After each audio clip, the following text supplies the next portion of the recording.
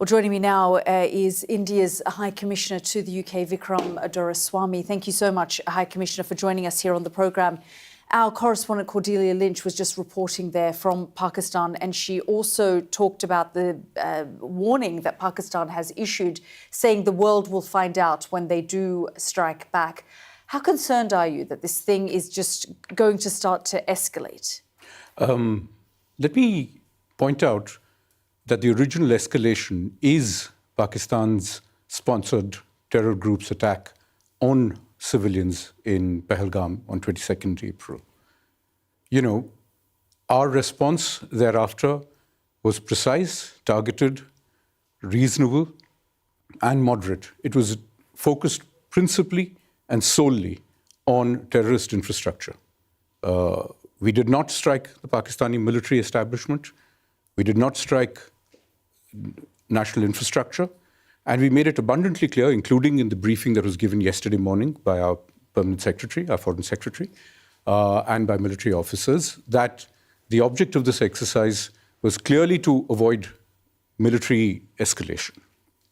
The fact was actually acknowledged in a left-handed way, of course, by the Pakistani side in terms of their own statements, official statements, which said that the airspace hadn't been violated and that, no military establishments were attacked. And yet they did say that civilians were killed in this attack. You see the images that they put out themselves. These were at places well known and identified even in Western media for many, many years as central points in the terrorism infrastructure of the Jaish-e-Mohammed, the Lashkar-e-Taiba, the Hizbul Mujahideen, well-known parts of that infrastructure and those establishments. Can you confirm that the leader and founder of Jaish-e-Mohammed's family members were killed in this strike? Well, they put it out on their own social media. This is not us confirming. It is on well-known handles, social media handles of the group. High Commissioner, I want to ask you about Chinese-made Pakistani fighter jet planes that say they shot down at least 2 Indian military aircraft on Wednesday. What is your reaction and response to that? Well, you had the defense minister on your show a couple of days ago. He said that the evidence for that was on social media. By that yardstick, today's media all over in India over the last 3 hours has reported the shoot down of 2 Chinese-made fighter jets and an F-16 and an airborne early warning platform. Well, High Commissioner, I don't believe, the point that I was trying to make, if I may just complete that, look, if it satisfies Pakistan's ego to say that they've done something, they could have used that as an off-ramp to move on. But clearly they chose not to, and they've continued to escalate the matter. This is a report I'm reading from Reuters based on 2 US officials telling Reuters this. They're saying it's the first time that Western officials have confirmed that there was high confidence that Pakistan had used the Chinese-made J-10 aircraft to launch air-to-air missiles against Indian fighter jets, bringing down at least 2. This is something that, let's ask Reuters. But my larger sense is that there is no evidence of that. We haven't actually confirmed any such thing. The better point is to ask, actually, if all of this is true and if Pakistan has essentially succeeded in making its point as it wanted to, why are they not stopping? The question you have to ask yourself, however, is the other one, which is that if Pakistan says it's retaliating, as my colleague, the Pakistan High Commissioner, said here yesterday, what are they retaliating about? They're retaliating against attacks on terrorism infrastructure. So what does that tell you of their relationship with the terror groups? Well, they're saying that they're distancing themselves completely from Pahalgam, and they're saying they had nothing to do with it. They've said that they've asked for an investigation, and India has refused an international investigation that they were happy to cooperate in. Well, this is a story we've heard multiple times before. In 2016, after the Pathankot attack, which you referred to, we offered them an unprecedented amount of access to an Indian Air Force base, which had been attacked at Pathankot, DNA samples, telephone records, the whole works. It was supposed to be a joint investigation. We never got invited for the second part of it. And frankly, each time, if you go all the way back to 2008 to the Mumbai terror attacks, where a substantial amount of information and material evidence was provided to the world and to Pakistan, who made the same generous offer of cooperation, all they've used it for is to hide their tracks and to take away fundamentally what are assets of their deep state. High Commissioner, I'm just going to keep you there because I just want to give our viewers and audience some context and bring that in. And I just want to pause for a moment, just remind our viewers how the two countries stack up against each other militarily. Now, India has over 1.2 million active personnel in its army. Pakistan has less than half of that, 560,000. In the Navy, India has 75,000 active personnel and Pakistan has 30,000. In the Air Force, India has almost 150,000 personnel, while Pakistan, again, has less than half with 70,000. But let's look at the Chinese factor now into the equation. China is by far Pakistan's largest weapons supplier, providing 81% of imports from 2020 to 2024. In contrast, Russia is your country's largest supplier, India's, and provided 36% of its weapon imports in the same period. How worried is India about the China factor? I don't see why we should be. The Chinese have a relationship with us also. Their own statements of yesterday from their Foreign Office and their Foreign Office spokespersons have been, by the broad metrics of the reactions elsewhere, been largely in the center. I don't see why that should be a factor. It doesn't worry you then that they supply such a high level of military hardware to Pakistan, 80% or so? And that's the accusation in terms of what shot down these two Indian military aircraft? Well, according to the same sets of unknown and unnamed people, we've supposedly shot down two Chinese fighters earlier today. I don't know if these are true. Nobody knows if this is true, unless actual evidence is put out of it, although the press is now suggesting in India that they even have they've even had pilots who've ejected and been captured. Now, the reality is simply this.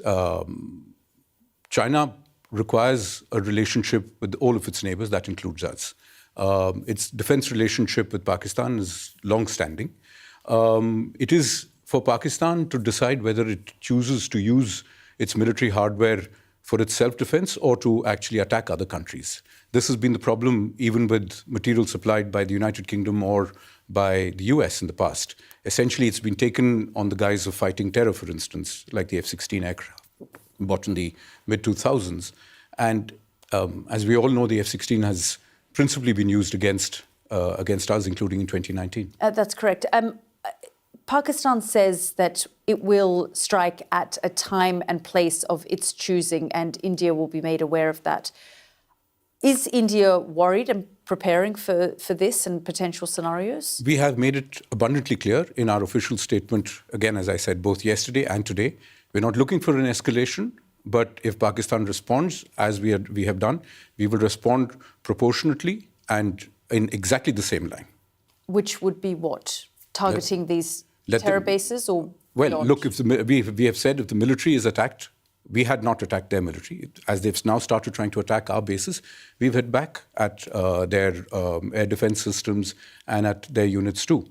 But I do want to remind everybody that for the last 15 days, they've also opened up artillery fire along the line of control, also in Jammu and Kashmir. So that has had a civilian toll. So for everybody who's worrying about that, this has been going on for the last 2 weeks. I just want to come back to this point on the Indian military aircraft. I know India is not confirming this situation. There are now Western officials coming out. The French have said that they have an understanding that the aircraft, the Rafale that India has been hit. Are you concerned that you're going to continue to have this kind of loss? I don't think so. What is the purpose? First of all, we don't know if this has happened. But as a famous British admiral once said, the purpose of military infrastructure and hardware is for it to be used, right? If it serves its purpose, and it all serves its purpose brilliantly, I think there is little doubt that we have hit with great precision as many as 9 terror infrastructure camps. We have shown we have the capacity to hit with surgical precision at individual buildings within the terror camps. What we are then signaling is we have the capacity, if Pakistan escalates it, we have the capacity to really punish them harder. High Commissioner, I just have a minute left, but I've spoken to a retired general who in Pakistan who referenced India funding and backing the Baluch Liberation Army. They've said that they have done that for years. And when I asked him about Masood Azhar, he said, well, their family members were targeted. Should we be doing the same to, the high-level militants from the BLA, the Baluch Liberation Army, that are seen and operate within Delhi? Well, look, let me show you this photograph of yesterday, I believe it is, to your viewers. This person here is a sanctioned terrorist under the American sanctions regime. His name is Hafiz Abdur Rauf. He's a brother of the founder of the terrorist groups that you're mentioning. Look who's behind him, Pakistani military. Look at the coffins there. They have the Pakistani national flag. If you're going to be giving terrorists state funerals, what does that make of your system? And everybody knows that for the last 30 years, Pakistan has used this as a means of subcritical warfare against India. If the international community really wants to be able to look at this and worry about it, the simple solution is to tell Pakistan it has an opportunity for an off-ramp. These are things that the world should have compelled Pakistan to do 30 years ago, and to compel them to implement their promises about taking down this infrastructure. It has not done so. We can't verify these images ourselves, and this is part of one of the problems, High Commissioner, that both sides, there's a lot of information coming out, but independent journalists, foreign journalists are not being given access. The Pakistanis have said, to me, you're free to come to the sites that have been targeted, and we can take you to the line of control as well with the military to show you what's been hit and targeted.